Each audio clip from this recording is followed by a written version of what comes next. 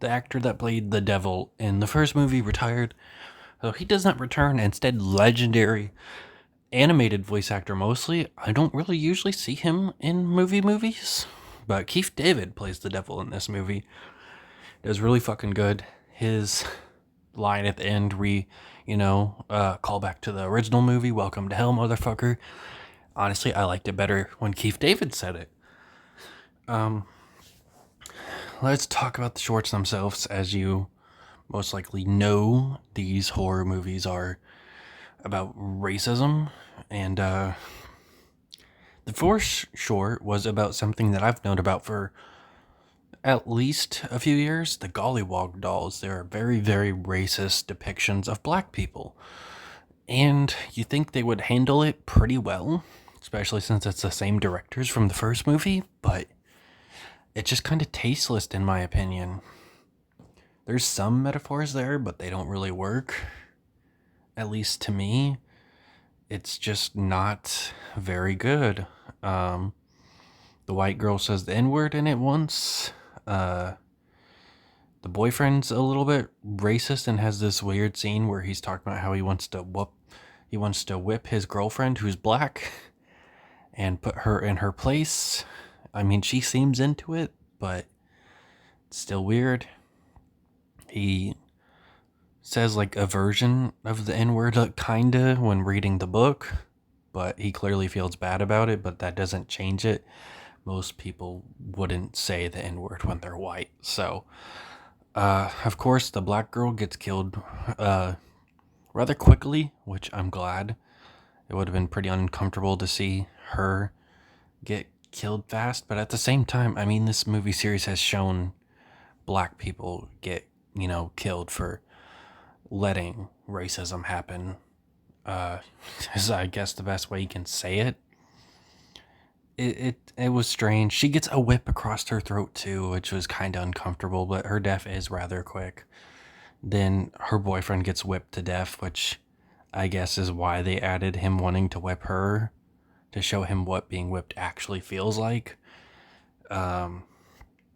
The girlfriend dies from pregnancy because she gets impregnated by the racist Goggy Walls off screen. And she just has a bunch of them. She just births a bunch of them. It's fucking weird.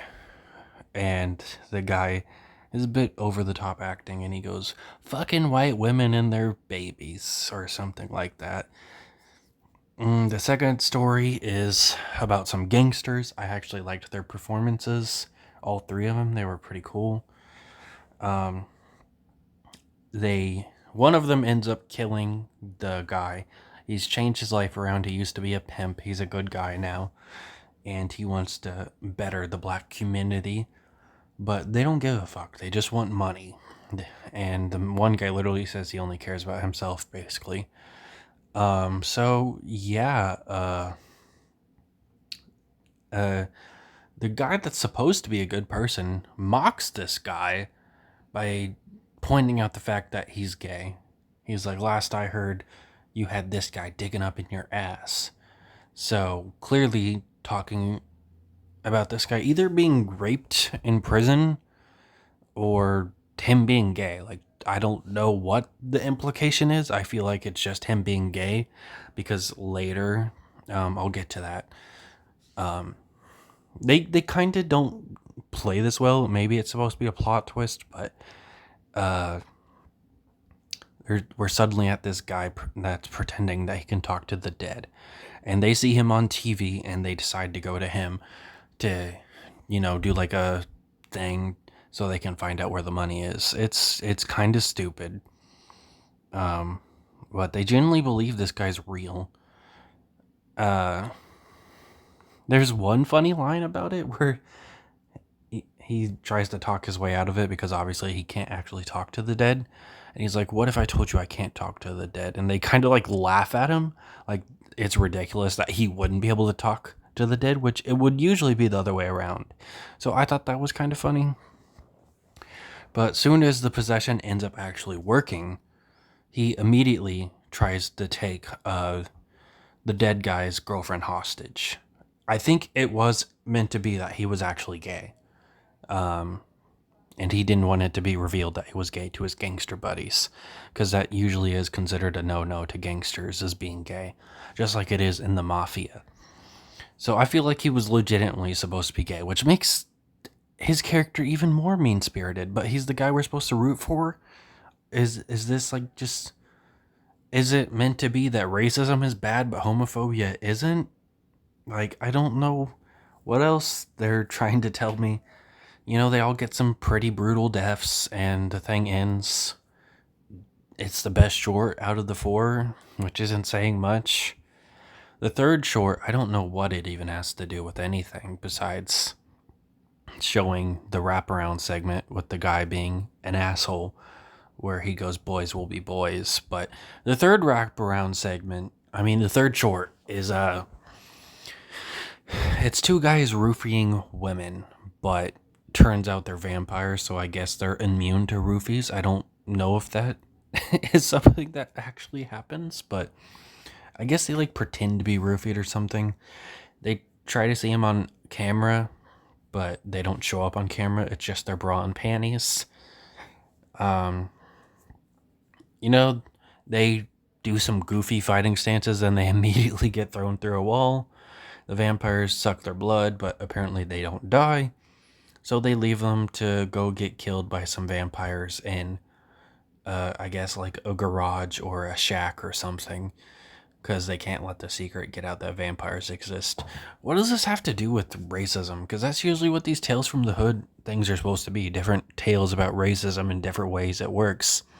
Like, the first movie was about how some black cops let white cops be racist. They let them do this terrible shit when they shouldn't. They're letting their own community be hurt.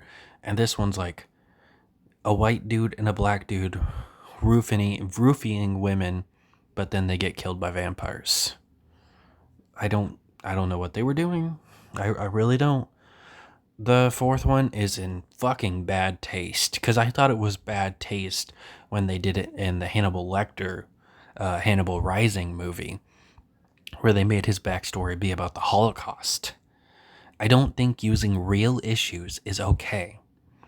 I think the only somewhat tasteful way they've done it was Magneto, with his backstory being about the Holocaust. It fits. The reason he hates discrimination against mutants so much, which, you're going to hate being discriminated against regardless, is because he's been through discrimination. He's been through the Holocaust. It's a good way to show people why he hates humans so much, and why, he's so strong about this cause, and people to actually sympathize with him. If they were to just make up something, it wouldn't work as well. It's one of the few cases of using a real tragedy that I think works. I don't think making a fucking cannibal a Holocaust victim works, because there's no reason to like him. Because there's no reason for him to be this way. It's fucked. But let's get back to Tales from the Hood 2. They decide to use the real life beating to death of Emmett Till, which some people consider one of the many things that started the civil rights movement, like Rosa Parks. And they just show many real dead black people.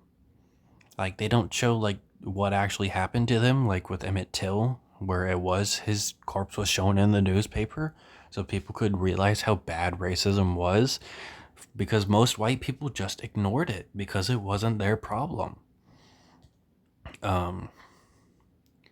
They show Martin Luther King Jr. for a second. They even have an actor cast as him that talks for a little bit. It's fucking wild. It leaves a bad taste in your mouth when you finish this story. It makes you feel like the only way you will get change is to be beaten to death, is basically what they say. Like, sacrifices must be made. Then he sacrifices himself and lets him get beat to death by racist people and a goofy ass Klan patrol fucking van that pulls up. It's just fucking wild. We get to the end of the wraparound segment. I guess I better put context for the wraparound segment. It's Keith David's character being told to tell stories to like an American robot that's gonna fix America. So of course it's It's just this extremely over the top racist guy that's constantly says your kind, sexually harasses women, and all kinds of stuff, just so you know you're not supposed to like him. But his performance is over the top. It's not like I like him, but since he's so cartoony, I don't exactly hate him. It's just like, yeah, this character is clearly not supposed to be likable, but I'm not really feeling anything for him.